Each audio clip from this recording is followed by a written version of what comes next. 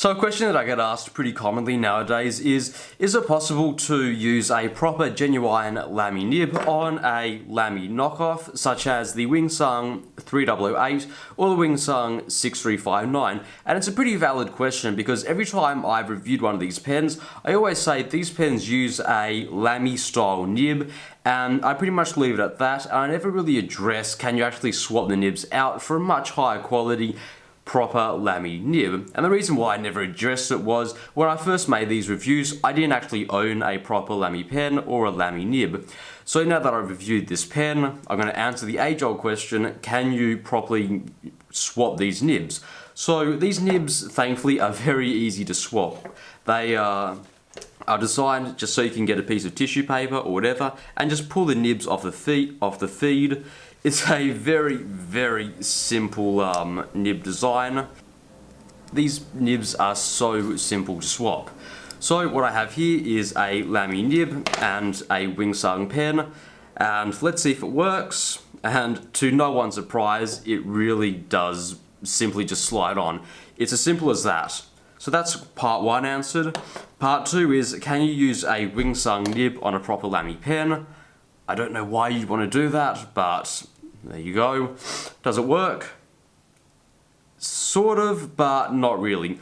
The feed here is really tight against the nib, and the reason for that is the Wingsung nibs are built, well, the Wingsung feeds anyway, are built a little bit bigger than the genuine Lamy nibs. And the Wingsung nibs are built to accommodate it being a little bit bigger. And as a result, when you try and put the Wingsung nib on the Lamy feed, it gets really tight, and I don't want to risk damaging the feed or anything like that. So can you put a fake nib on the genuine pen? No. But can you put the real nib on the fake pen? Yes. Now, it is certainly very loose because the nibs and the nib feeds are a little bit different in size, and some people have a bit of an issue at how loose the feed is. Me, personally, I've used this for about a week and a half, and I've had no issues whatsoever. Yes, it's a little bit loose, but when you're actually writing, you cannot tell. If you are planning on using this in the long run, what you can do is get some pliers and just bend the nib in a little bit, and it will help to conform to the size of the feed. But honestly, it isn't a big issue in my opinion. Now that we know that it fits, does it right? So, quick writing sample. Okay, just a very quick writing sample. So a quick sample. What is this? This is a Lamy nib on a, what is this? Is a Wingsung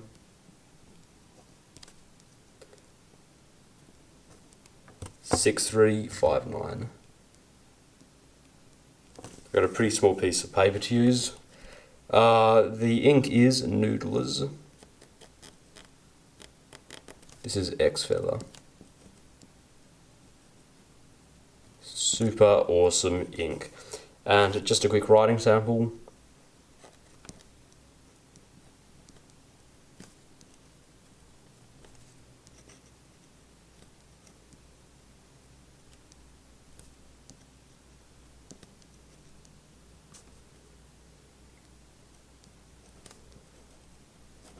Awesome. Absolutely awesome.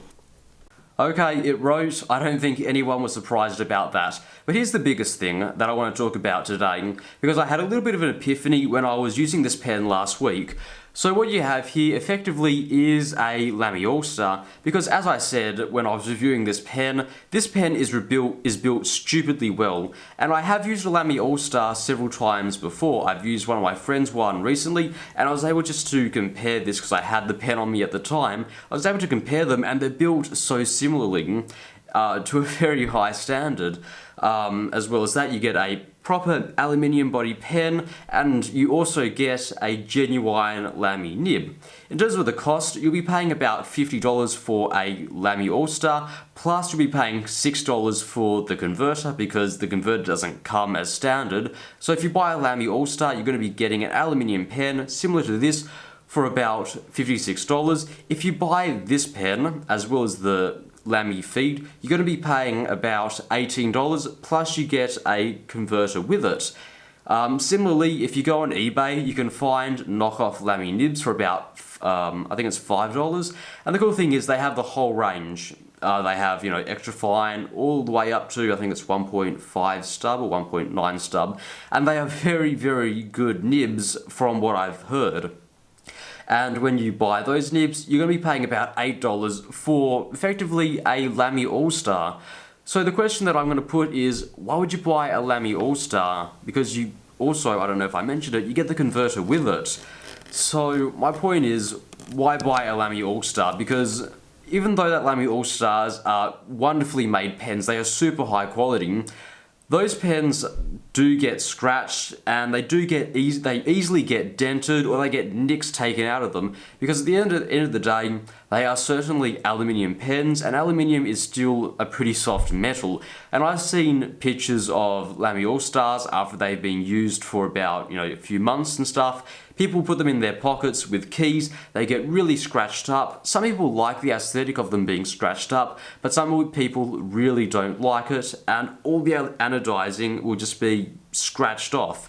So my thing is, why pay $56 for a Lamy All-Star and the converter, when why not just buy a Lamy nib and just get about 5-6 different Wingsung pens, and as those pens get dented and scratched and everything, just take out the nib and pretty much just put it on the next pen. So it is a good question. Would you go out and buy a proper Lamy All-Star after watching this video?